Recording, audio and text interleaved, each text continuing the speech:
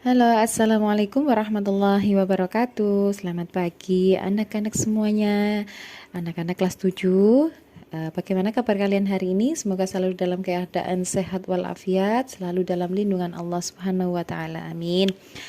Kita bertemu lagi ya dalam dalam mapel Sejarah Kebudayaan Islam, tetap bersama saya Iwa Ainur Rahma.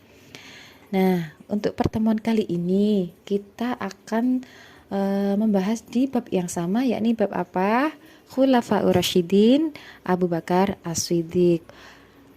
Untuk tujuan pembelajarannya kali ini adalah menganalisis substansi dan strategi dakwah Khalifah Abu Bakar As-Siddiq sebagai upaya menanamkan sikap kepemimpinan, tanggung jawab, dan disiplin dalam kehidupan sehari-hari. Nah, kegiatan pagi ini apa sih yang akan kita lakukan? Yang pertama adalah membuat daftar topik tentang apa yang akan kita bahas. Yang kedua, buat beberapa kelompok diskusi dalam suatu kelompok minimal terdiri dari 5 orang ya. Kemudian yang ketiga adalah pengumpulan data dan membuat peta konsep. Nah, membuat peta konsep kan sudah kita lampaui ya, sudah pernah kita lakukan. Jadi insya Allah semuanya bisa. Yang terakhir, ada presentasi dari hasil proyek yang kalian lakukan tadi. Sebelum kita masuk ke materi, kalian simak baik-baik dan mencatat hasil temuan untuk bisa kalian tuangkan dalam proyek kalian nanti. Sebelum kita membahas tentang substansi dan strategi dakwah Khalifah Abu Bakarnya, kita bahas dulu ya tentang diplomasi Abu Bakar selama menjadi khalifah. Apa saja sih? Yang pertama ada perang Riddah, yang kedua ada kodifikasi Al-Quran, yang ketiga adalah perluasan wilayah atau yang disebut dengan futuhat. Nah, kita akan membahas materinya. Yang pertama adalah perang Riddah. Setelah Rasulullah wafat, banyak yang murtad dan tidak membayar zakat karena mereka menganggap bahwa sepeninggal Rasulullah maka gugur pula kewajiban mereka untuk membayar zakat maupun mentaati agama mereka. Yang kedua ada perang melawan kemurtadan. Karena semakin banyaknya kaum yang murtad, maka akan menjadikan perkembangan Islam ini menjadi menurun. Artinya peradaban Islam akan tidak berkembang. Maka di situ Khalid bin Walid diturunkan untuk menjadi seorang pemimpin agar bisa memerangi kaum yang murtad tadi. Itu. Kemudian ada kodifikasi Al-Quran. Nah, setelah perang Riddah banyak penghafal Al-Quran yang meninggal. Kemudian Umar bin Khattab mengusulkan kepada Abu Bakar As-Siddiq untuk mengumpulkan Al-Quran tersebut dalam satu buku yang disebut Mushaf. Yang ketiga, Zaid bin Sabit ditunjuk untuk memimpin pengumpulan Al-Quran tersebut. Perluasan wilayah atau futuhat. Yang pertama, perluasan wilayah ini ada beberapa panglima yang disebarluaskan untuk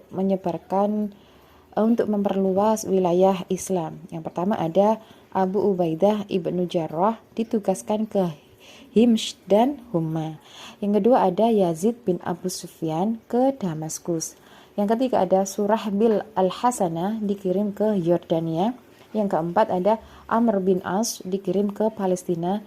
Dan yang terakhir, Ikrimah bin Abu Jahal ditugaskan untuk membantu 4 divisi di atas tadi.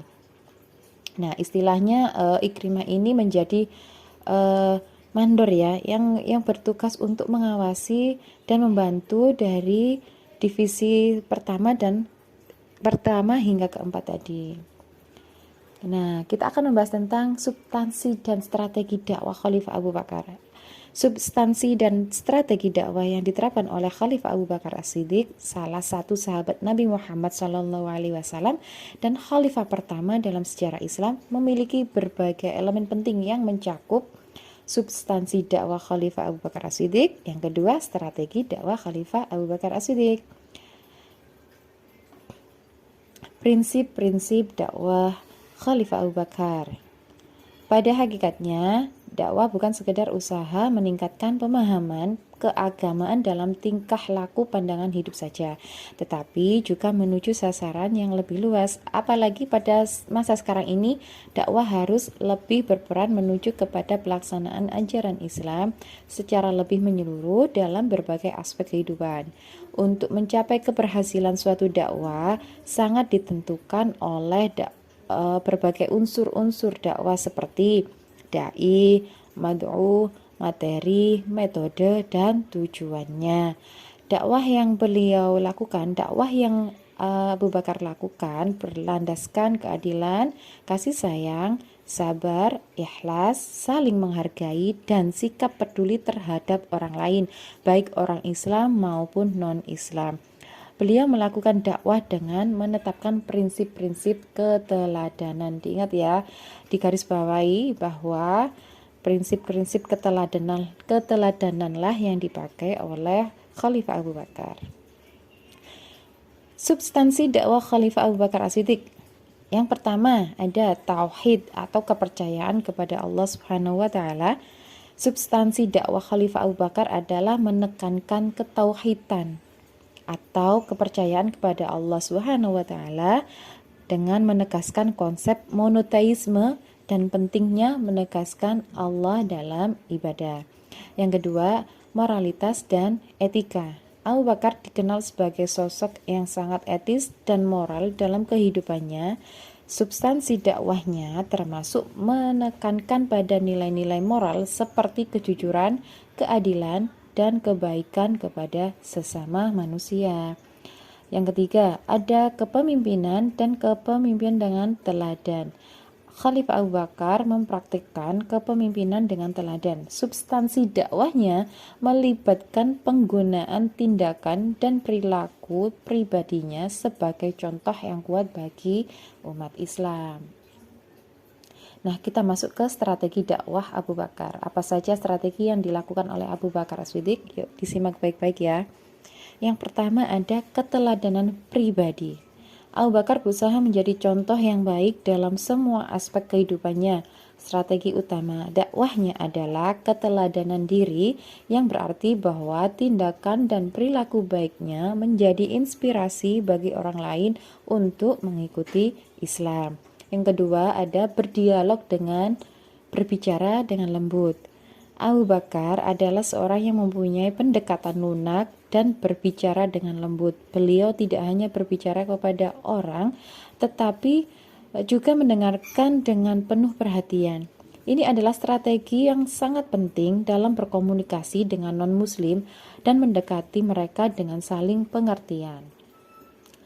Kemudian, dakwah melalui kebijakan dan keadilan. Selama kepemimpinannya, Abu Bakar menerapkan kebijakan-kebijakan keadilan yang sangat mengesankan. Ini adalah strategi dakwah yang efektif karena menunjukkan bahwa Islam adalah agama yang mempromosikan keadilan dan perilaku dan perlakuan yang adil. Kemudian dakwah dengan sabar dan kesabaran. Abu Bakar menghadapi tantangan dengan perlawanan selama berdakwah, tetapi beliau tetap sabar dan gigih dalam menyebarkan agama Islam. Kesabaran adalah strategi kuat dalam menghadapi rintangan. Kemudian mendukung perintah dakwah Nabi Muhammad SAW. Abu Bakar mendukung dakwah Nabi Muhammad SAW dengan sepenuh hati dan menjadi salah satu pendukung utamanya selama Nabi hidup. Ini adalah strategi penting dalam memperkuat pesan dakwah dan membangun umat Islam yang kuat.